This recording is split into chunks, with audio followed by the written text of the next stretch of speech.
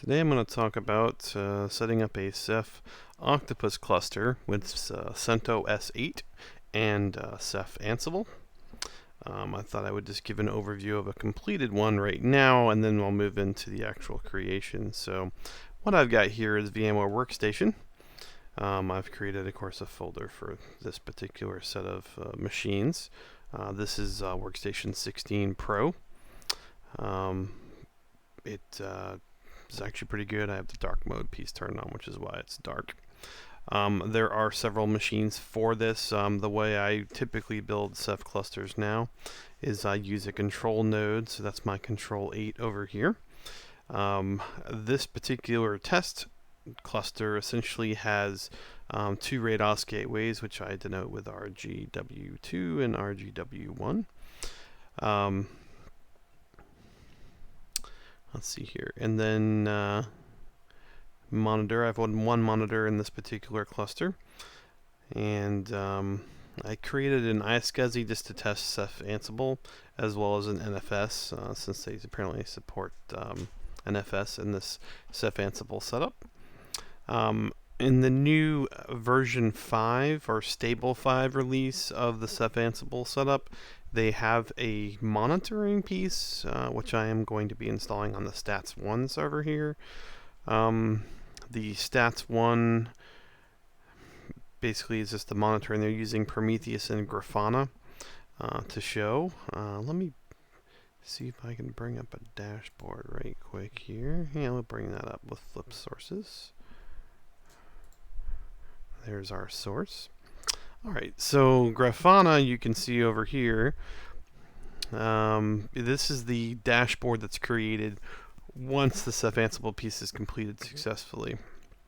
It has an overview, pretty useful things here. But your overview, your cluster, you can see your health status is okay, capacity utilization bar here, your read and writes, so it ingress for the latency, that kind of stuff. So the OSD latencies, so how long is it taking them to read, the PG status, so that's great to see. This is all excellent things, capacity utilization. Whoever created this particular dashboard did a really good job. So there's other pieces you can do as well. You can do an RGW overview, which gives you access to see like latencies of read writes going on from and to the RAID-OS gateways, which is fantastic, especially if you're running a large system. When we're actually looking at rolling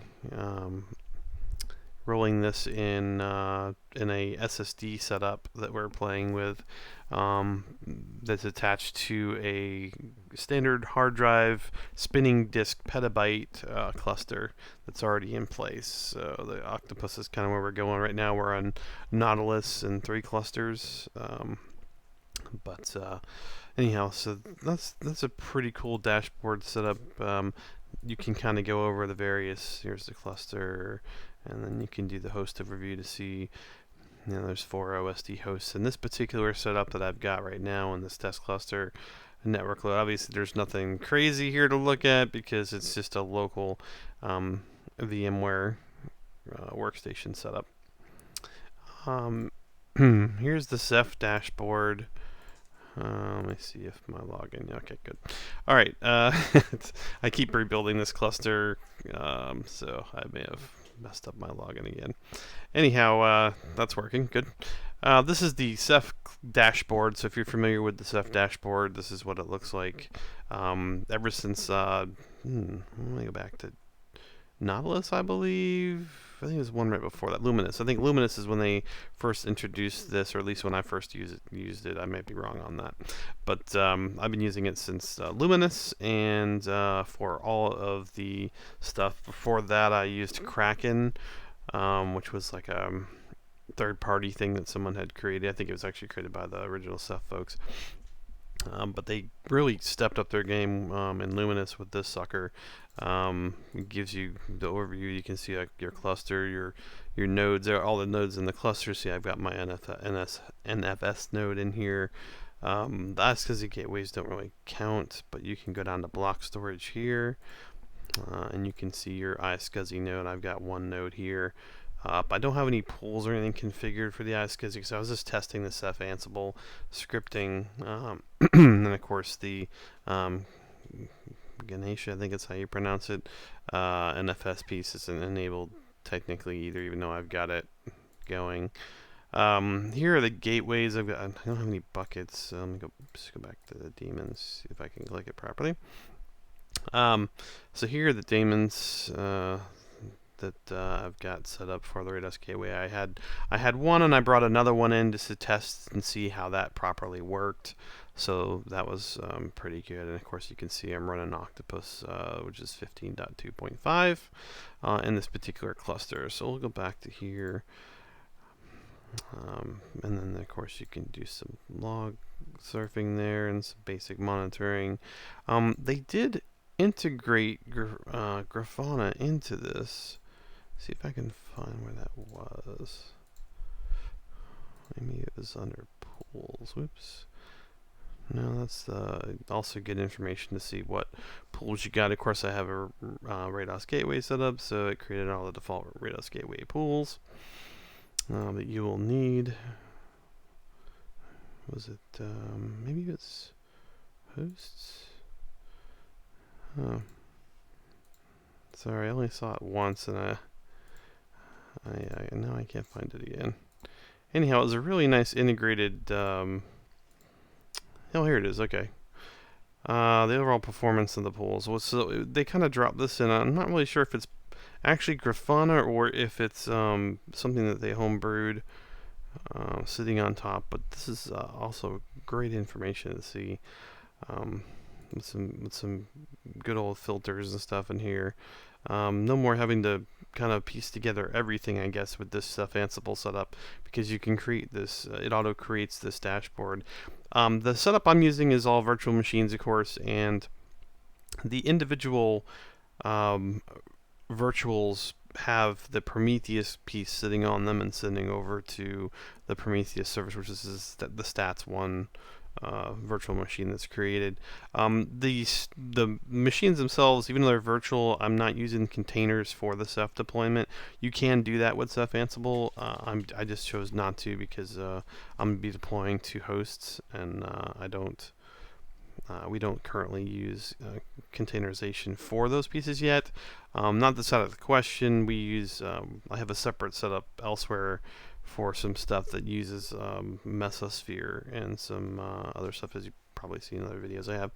Anyhow, all right, so moving on. So those are the dashboards that are created after you finish your script setup.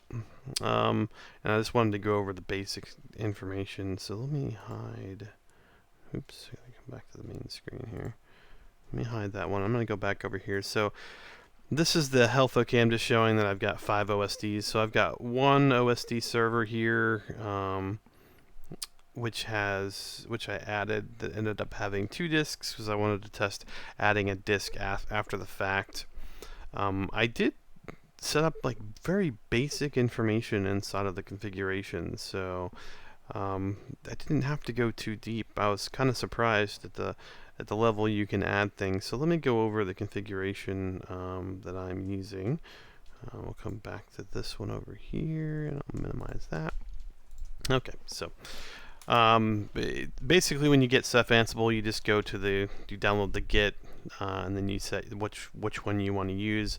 I set to use stable 5 since that's the latest and greatest and supports Octopus.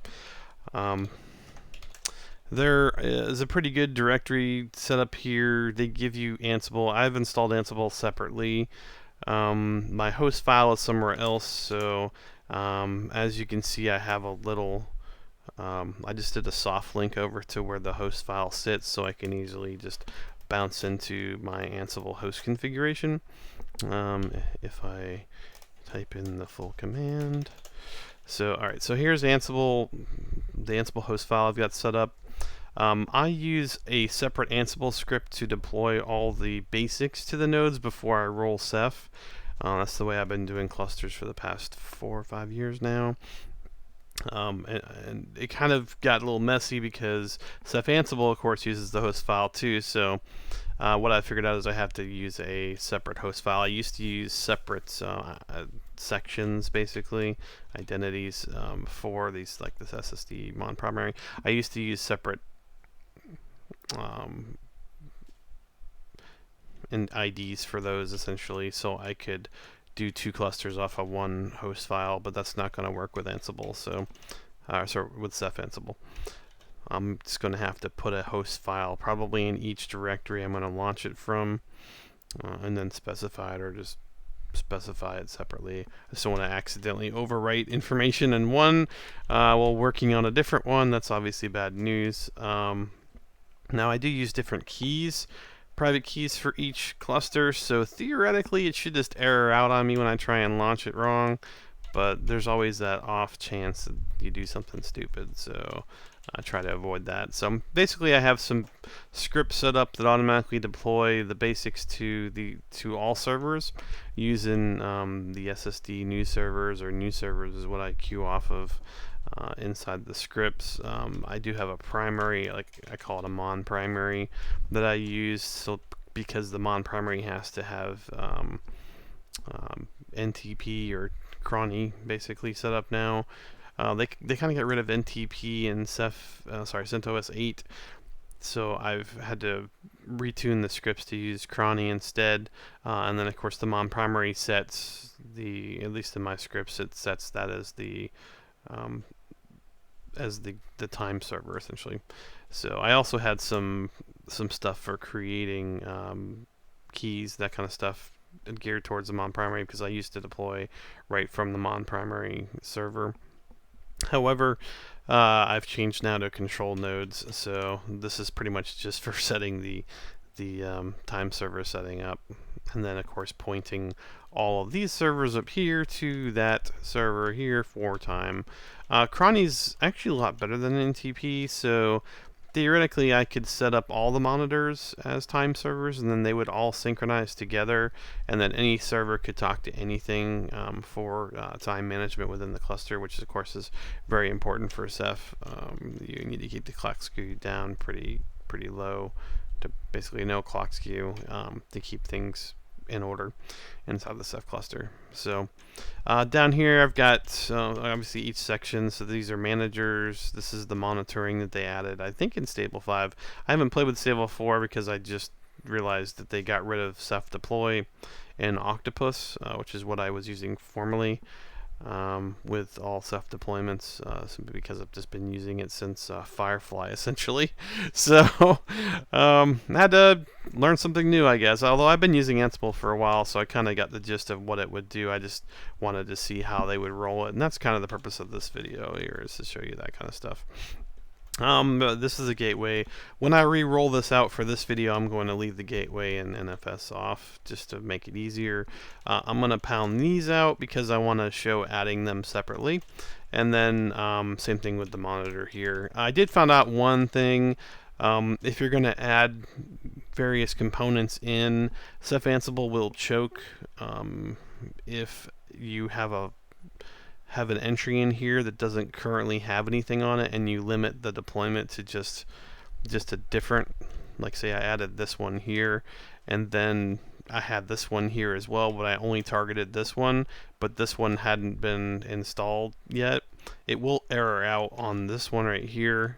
It, for some reason, it still reads it. So best to when you're going to do things, just you can put it in here, pound it out, add this node, do the things for this node, and then come back and then uncomment this one, and then do the things for this node, and then that way you can avoid erroring out on your installation.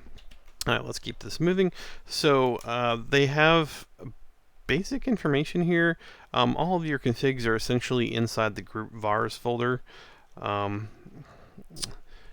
see here. I guess we could do ls group vars. So you can see all the things they've got here.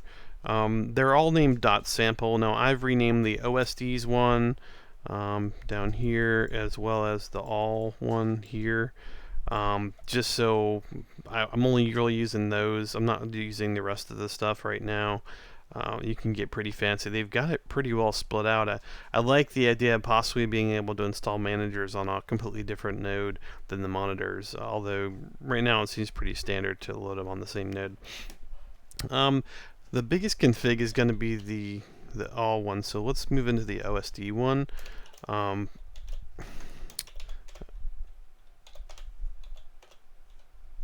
sorry. I'm cheating. YML. Okay. So this particular file, I didn't really edit much. I found that the auto discovery works, so I didn't see the point in messing with adding devices up here.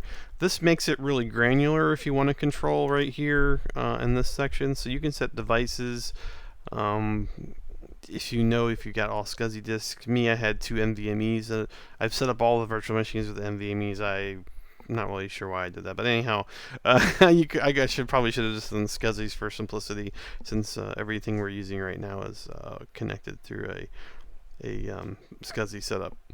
Anyhow, you can set the devices in here. You just uncomment these pieces here, and that's essentially it. If you want to force it to go after specific devices. However, I have found that this auto discovery piece right here, you just uncomment it and set it to true. It's been really good. It won't override, or I should say overwrite, any existing Ceph drives it sees.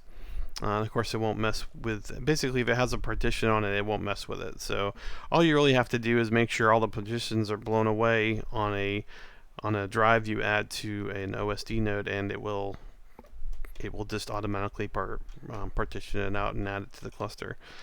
The only other thing I did was down here where I just set it to 1 on the OSDs per device because I don't use more than that. There really is nothing else that I wanted to change. If you wanted to do custom settings, you're going to do those in the all YML file. You can also, as you can probably see, there's lots of different things you can do in here to fully customize it. If you want to set up wall devices, and of course the dedicated, that's the wall DB devices, and the block DBs up here, and then the wall setup is down here. If you had some NVMEs you were partitioning that out on, that's a pretty cool way to get really flexible if you're going to use those types of caching drives, or I guess journal drives. The best way to put it. I'm old school. I'm used to the journal drive setup with SSDs and the spinners, which actually worked quite well for a while, and they've done really well with BlueStore. So I'm just going to exit out of this file. I'm not going to save it because there's nothing there to modify. And then we'll look at the all file. So this one's also relatively simple to set up. I've set a few more things. I did disable firewalls. I have this set to false because I've already disabled the firewalls via my other Ansible script. Your security requirements may require you to have a firewall enabled, so what's great is they actually put in the ability to handle firewall rules for Ceph as part of the Ceph-Ansible bits. So if you need to run that, which probably you should, you can set that there. I have set my NTP daemon as cronny, which is cronny D, of course, to make sure it knows that, hey, cronny D is the one. I already have all the cronny D set up via the Ansible scripts that I had created prior for my preparation phase of setting up a Ceph cluster. They already are configured to point to the primary monitor, and the primary monitor is configured to point outside and make sure it updates when it starts, so it's already handled. I am using the open source repository for CentOS 8, so the Ceph origin is set to repository. You come down here, you set Ceph repository to community, and then these are you're going to uncomment these as well so that you're downloading from the Ceph site. If you want to change the release to Nautilus, you would just change right here to the stable release to Nautilus instead. It's going to pull the latest and greatest stable when it runs. This is kind of been a pet peeve of mine over the years. I know you can set up your own repository, but I wish you could just set a particular release. So that was, I don't know. I'll have to play with my own repositories. I've been lazy, basically, over the years about it. It's like I'm not as anal retentive as some people when it comes to having the same version on every single machine. But it does help to do that, and the upgrades are so simplistic. There's a lot in this file that you can configure. The iSCSI bits, so you can get really fancy. I did come down here and I went ahead and uncommented this and set it to true. This just generates the cluster ID. The config file to drop all the keys, of course, is etc ceph. If you change the cluster name, you're going to have to modify that. And then cephx is true, of course. You want to have some security going on. You do have to set the monitor interface here, which on these virtual machines is ENS33. Come down here, public network, I set this automatically. It does copy that over to the cluster network too, since I'm not using two separate networks for my VM test. I do on the full clusters. The OSDs have their own cluster network just for recovery. Alright, and then there's of course a data network which everyone else is connected to. I do not like running the RADOS gateways on 80, I think that's what they have now. They used to have like a weird 7283 or whatever port. I just force it over to port 80 over here because I want them running on port 80 for the RADOS gateways. And then of course, because I'm running the RADOS gateways, I need to set the interface, and of course that's ENS33. Which is great if you're running a lot of this stuff in virtuals, because there's only going to be one interface, and as long as you know what the virtual interfaces are, you're good to go. Alright, so I'm going to come down here. There is an ability to, you can of course set more things here with the RADOS gateways and the RADOS gateway load balancers. You can override configs, and I did do that. I put in a Ceph override piece here, so I kind of copied this example up here down into this area.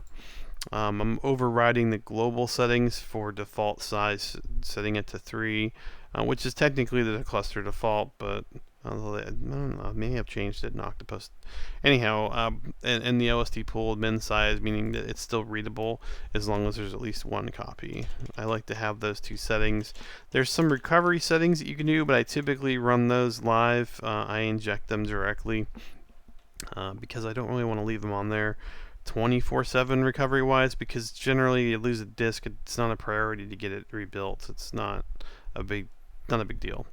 Ceph kind of does its thing, and you can lose 3 or 4 disks and still be health okay after a bit. So, and I think they changed it in Octopus, because actually the recent version of Nautilus as well, because I'm seeing health okay even though I'm rebuilding. So maybe that's just because it meets the requirements and can still serve up, so there's no reason to put it in health warm status. Containerized deployment, I just set this one to false because I wanted to not put all the monitors and the RADOS gateways and everything inside of Docker things. Although, much to my dismay, they still install Grafana and Prometheus in of course somebody calls. They still set the Grafana and Prometheus set up inside of the exporters and stuff.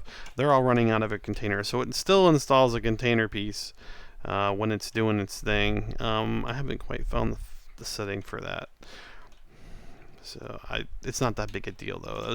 It's nice to have monitoring, and I didn't have to configure it, so with it being auto configured, I'm not going to complain at all on that one.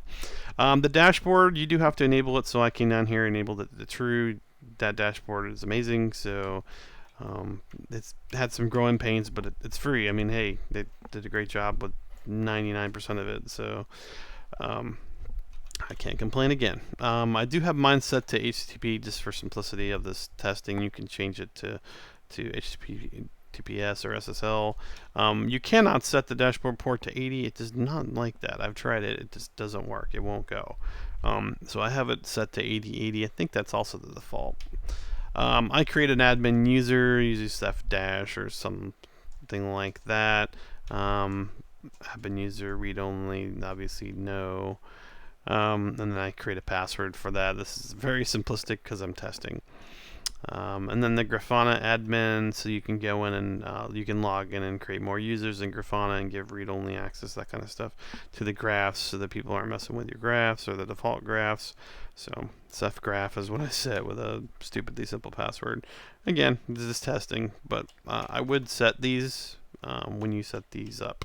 And of course, you can do the certificates and everything for those. In the subsections here. So we're going to come down here, and that's basically it for the pieces I'm going to modify for this. As you can see, it's quite a long file, and then we'll exit out of there. And that is the gist of the Ceph-Ansible configuration. Obviously, you need to make sure you rename the files from all .yml.sample to all.yml. I do have, like I said, I had keys for each one, so let me go back a directory here. I have these directories here. This is my SSD configuration, so these are the scripts I currently have that I run. It's kind of like the pre-flight script configuration of all the physical and virtual machines in a cluster. And then, of course, I have the key I'm going to use in here. So my goal, I guess, at this point now is to probably set up a folder like this for each cluster, and that way the key's in the folder, and when I launch this stuff, it's already set to go. The host thing there is just another soft link to the Ansible host because I'm lazy. I put them all over the place as I'm going through. Though, like I said, I'll probably have to create a host file in each folder instead of using the central host file. So, and then of course I have the Ceph-Ansible GitHub grab that is sitting in this folder.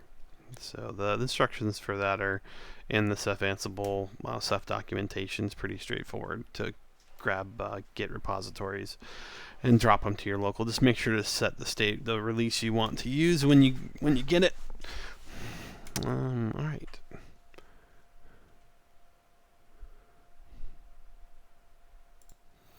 Okay, so the first thing we're going to do is show everyone that I just reset all these. So I've restored the snapshot here of all of these cluster machines. They're 100% restored back to my pre-done setup when I ran all the Ansible scripts. So we'll just say ceph-f, command not found, as you can see. So nothing there. There's nothing on the server. It's back to its original configuration. Alright, so now we'll come over to the custom here. So what we're going to do is, the first thing I like to do is make sure everything's working. So I'm going to ping all of the machines and make sure that all of it's green. So I just like to make sure that all the connections are there. This pings the basically every single host in the file.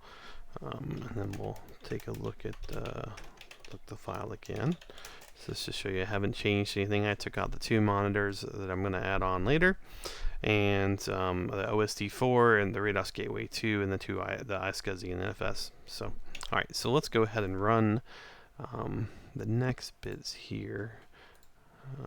Got a little bit lazy. I just left the command in my file here, so I didn't have to type it all out again. So here is the actual command to run. I've got it set up to use a private key that is in my SSD directory, as I talked about, for running that cluster. So I keep it in there. My user across the cluster is Ceph user for this particular test cluster. So I'm just using the key for that user. The key's already set up via the Ansible scripts that I run, called my pre-flight scripts, basically. Those files do the NTP piece. They add the user to every single node, and they copy the key the public key into their known or allowed keys, so that this user can then connect without having to log in or anything. It just uses the key login, so standard setup for SSH keys. And then the other thing they do, which is useful, is it creates a host file on every single machine.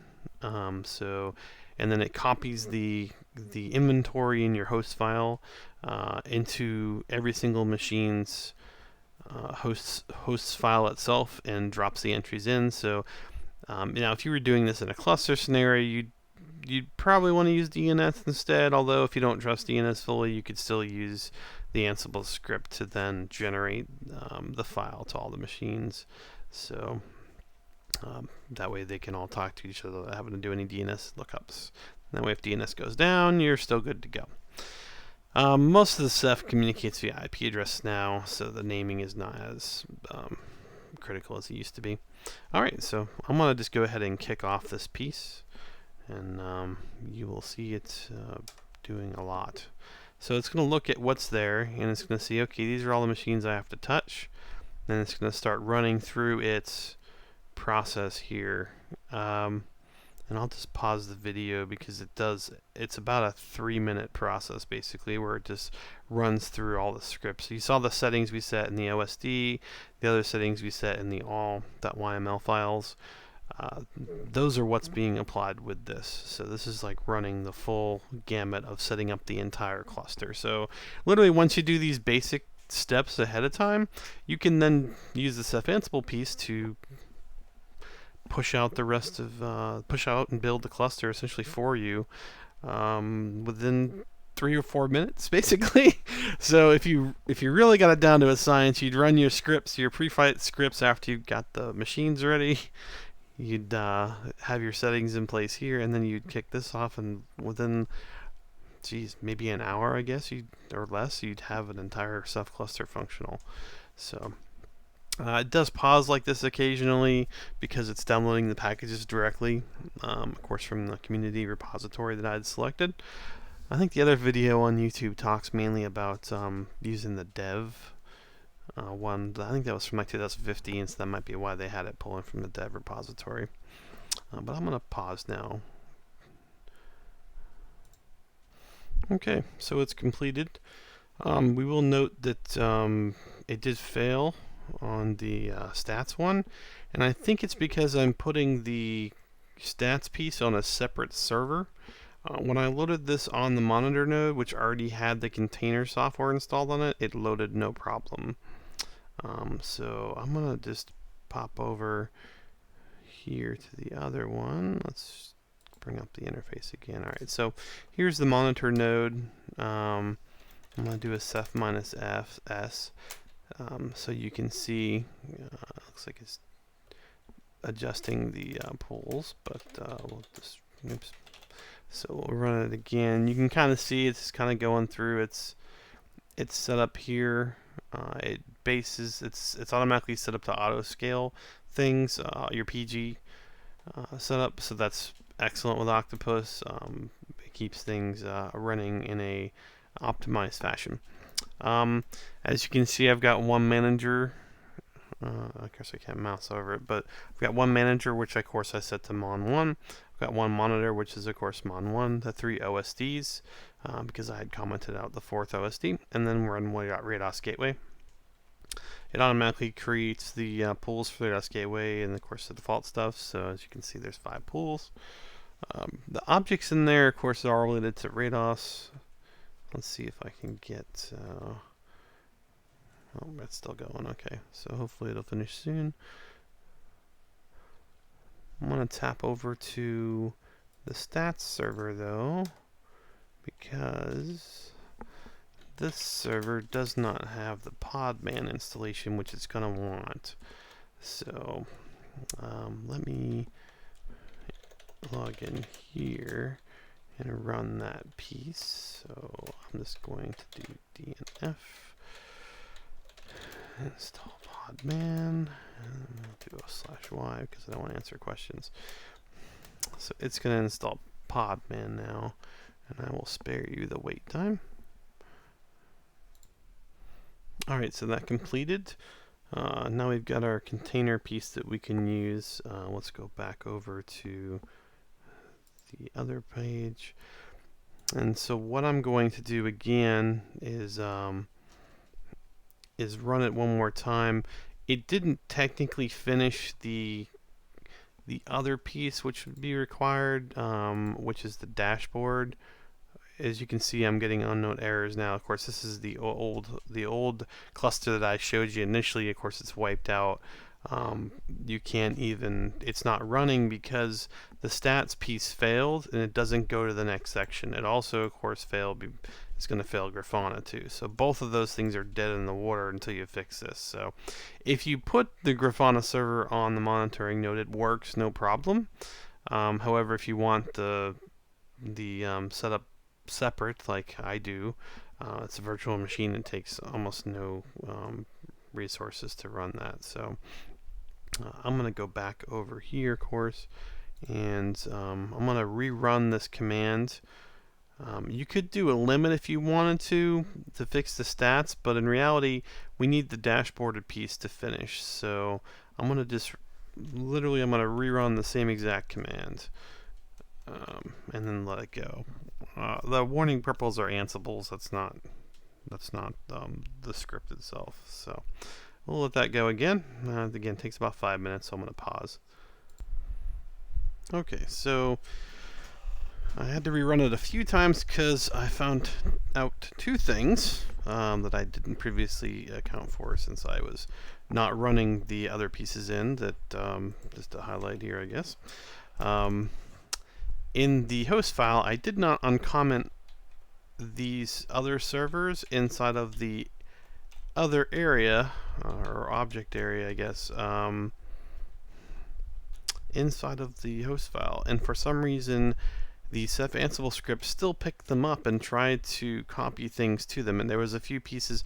I'm guessing they have an all setting in the script. So you're going to have to be super careful not to do what I did. My suggestion again would be to have a separate host file for each cluster, and perhaps a separate host file for the pre-flight stuff, because I did not do that.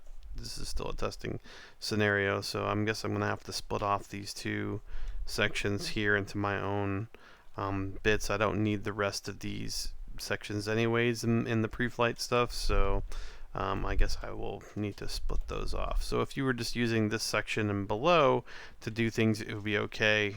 Just make sure that, again, you have stuff commented out that you don't plan to deploy to initially. Otherwise, you will get red X's in this output here. The other thing I found out was the Ceph dashboard user has to have a more complex password. 12345 is not acceptable, apparently. It rejects it, and then, of course, the system fails. Ending with red output here. It kind of gives you a user unknown. The reason it does that is because it doesn't allow you to create the user because the password is too easy. So I had to change that in the configuration file, which is the all.yml file, to be a little bit more complex. Let's see here.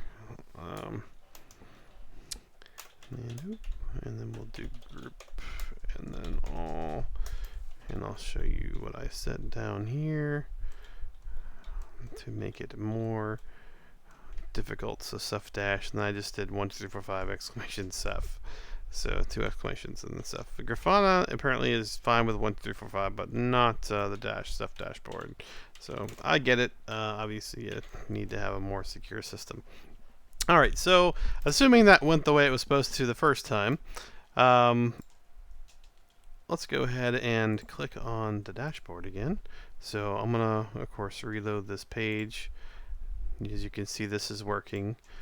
This is the old Grafana site, which was dead, but we'll go ahead and load that up again. So Grafana by default is auto logged in. You can actually log in with the user you created, but this is just the read-only default. It does run on port 3000, so just highlight that part. You can do an lstat minus lnp, I believe, to see what things are running on. Of course, the Ceph dashboard is running on port 8080, and we'll set our user here, and Of course, I did this thing. So, oops.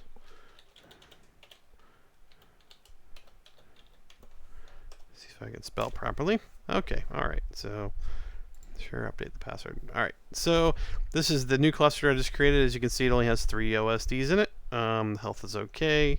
There's 5 hosts because I didn't include the other bits that I want to show you that. There's no scrubs, of course. This is brand new. Everything's rolling. Let's flip over to the individual machine here. So we'll hide that. And as you can see, we'll do a click in there. Let's be click in. All right. So now we have a clean cluster. It's done with its page management or PG management. I did go to the directory it creates for the Ceph cluster and the configuration. So just show you that. Here's the key rings that it automatically puts on the monitor. RDB map, which drops in when it's creating a cluster, and the Ceph configuration file that's created. So we'll just do a more on the Ceph conf, and you can see it creates the cluster ID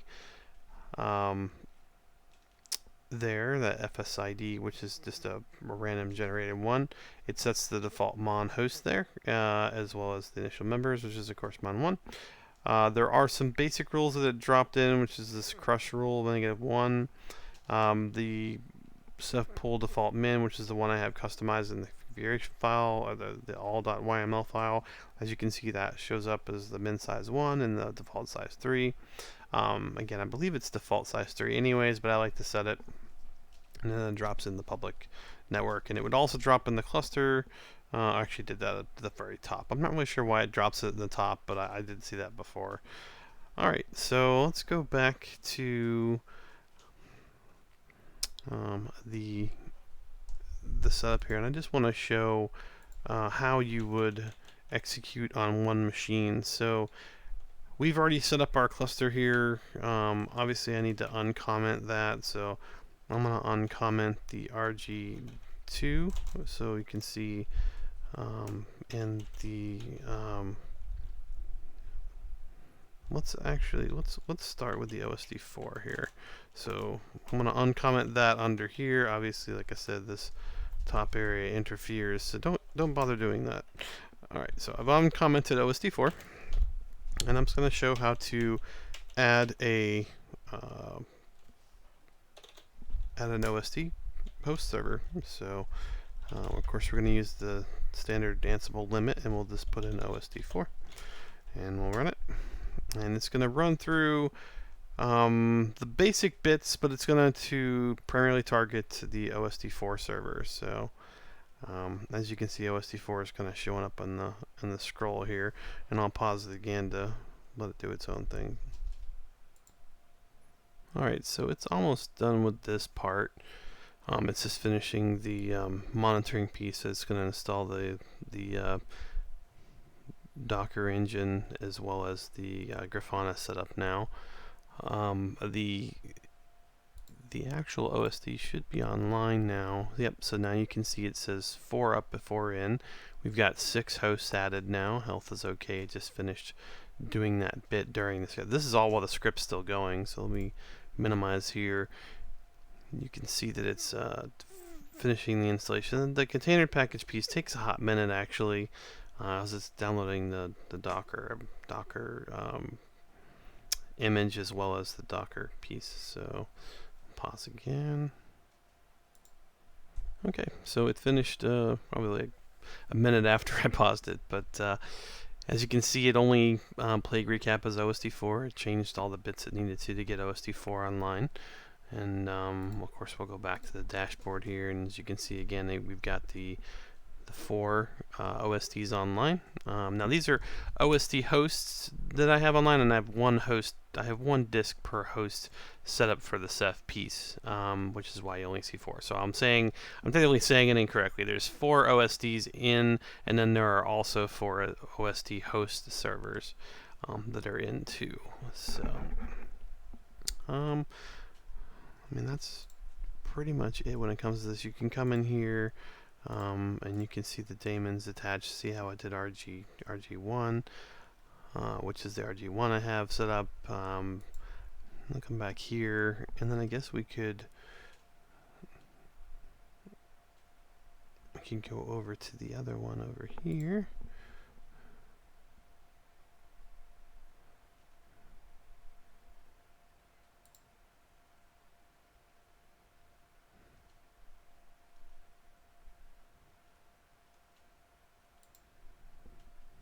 Apparently I had the wrong ones. Sorry about that. Apparently I had the wrong window selected.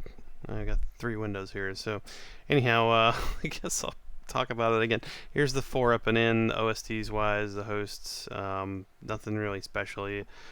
Seeing how it just scrolls through. So let me minimize that. So here's the output that came up. So I'll go over that one piece one more time. As you can see, the command only did the OSD host 4 piece, and let me roll the command up here so if you didn't see it, the -- limit OSD 4.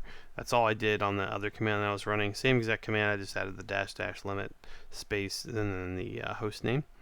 So we're actually going to run this one more time and do the Rados gateway, the secondary one. Of course I need to uncomment that in the host file, the Ansible host. I'm going to do it down in this area down here, so I'll uncomment that just in case I did not show the proper one for OSD4. All I did was uncomment there.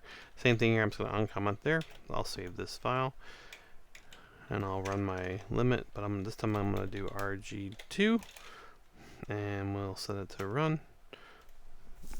And now it's going to install the bits it needs to install on the Rados Gateway 2. Pause. Alright, so I have completed this piece, and as you can see, we targeted the RGW2, which is Rados Gateway 2. It went ahead and installed all the bits it needed to make that active. Let me bring up the Rados Gateway here. Okay, I thought I'd spare everyone a moment while I loaded those pages up for you. But, alright, so here's the Gateway 1, and here is Gateway 2. So you can easily check them just by going to the IP address of the Rados Gateway, and you can see they're online. It just shows you the basic XML page you see when you load up the gateways. We'll come back over here, and now you can see RGW2 loaded here, since we're in the correct view this time. Alright, and then I'll go back to the dashboard here. As you can see, there's 7 now total. Let me flip over here to the other screen, and you can see now that on this side there are 2 Rados gateways. So the RGW, it says 2 daemons are active, RGW 1 and 2. There, of course, you can see the 4 OSDs are up there in the cluster. The OSD sizes I set for the secondary disks are all over the place, so that's probably why it's not exactly even. I think one of them is off by 10 gigs. So what I'm going to do now is I'm going to shut down OSD host 4, and I'm going to add a disk to it. So just so I can show that piece. So let's shut down host 4. Now normally you wouldn't do this in a running cluster. That's just bad juju. But the Ceph cluster should be able to handle it. We'll go into settings here, and I want to add another NVMe. So we'll add a hard disk, and then we'll set it as an NVMe. If you already have NVMe set, do not add a SCSI because it then borks your boot setup. So next we're going to create a new virtual disk. I'm going to set it to 60 gigs because it's there. I always set it to 1 file. And then I'm going to set the path here. I've got these kind of sitting here in different ones. So CentOS 8. We're going to drop this on OSD 4. And we'll just do OSD 4. I have some other tests in here, so I'm just going to call it -C. We'll save it and then we will finish it, and it now has another disk on it. So as you can see, witness, I just added another disk. And we'll go ahead and power the virtual machine on. And we'll let it run through its setup. In case you haven't seen the VMware workstations, how it works before, it's pretty straightforward. If you're familiar with any kind of VM stuff at all, it's pretty straightforward as far as VM goes.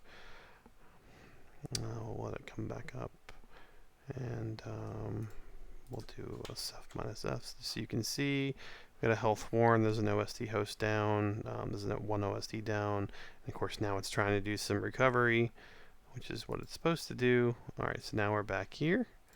We'll rerun this, and okay, it's back to health okay because the OSD is back online. So just kind of show you this is the basic Ceph. Hey, it worked.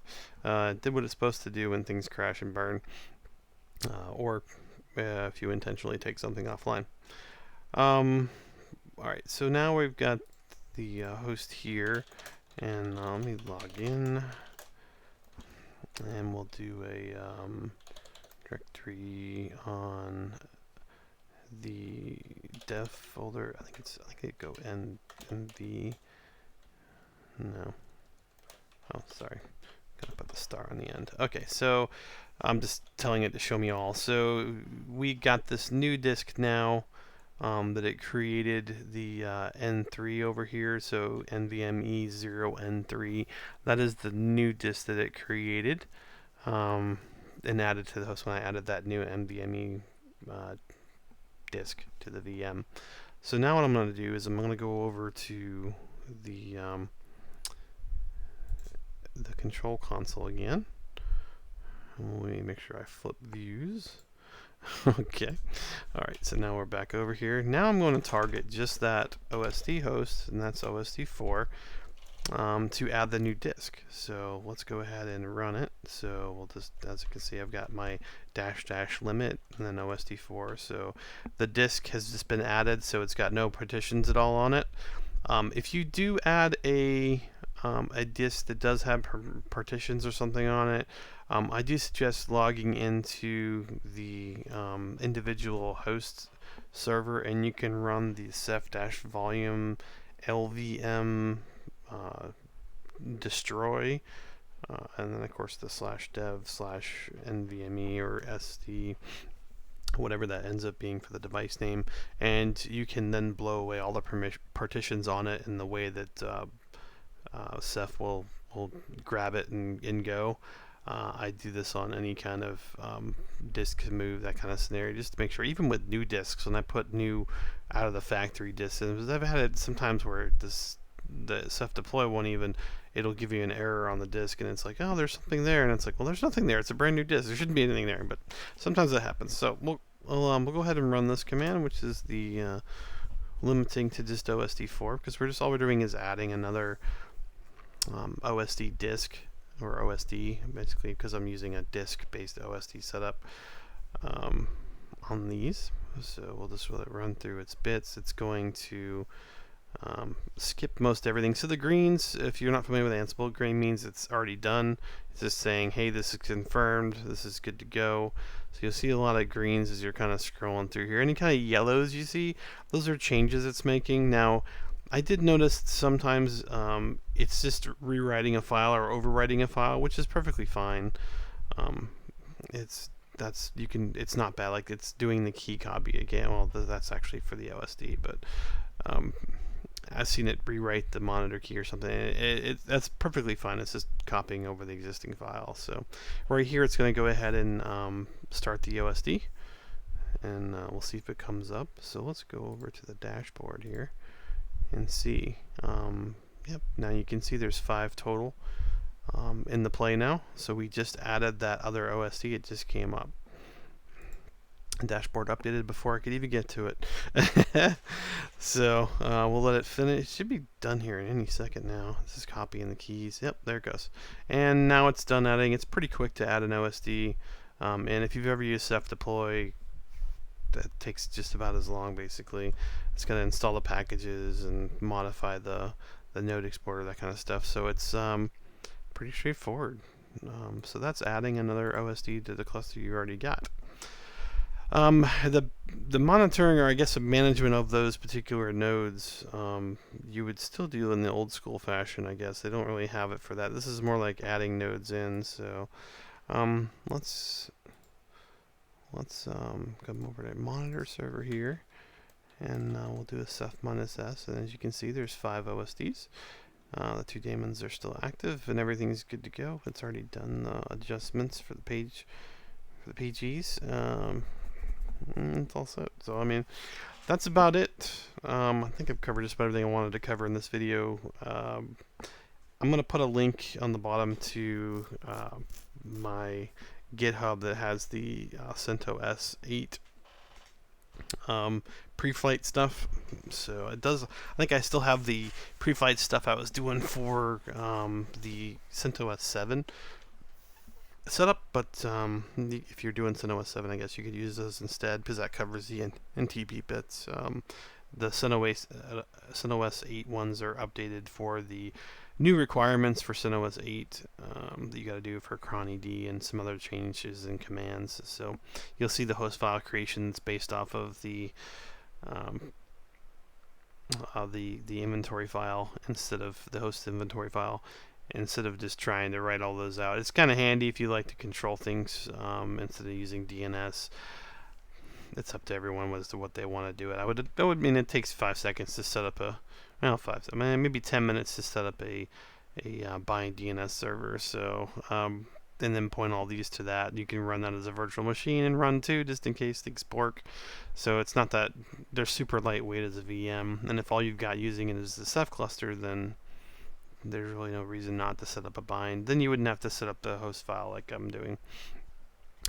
But if you're, I guess, anal retentive, you might want to you might want that anyways, just in case something happens and things go borky. The stuff still works. So that's about it.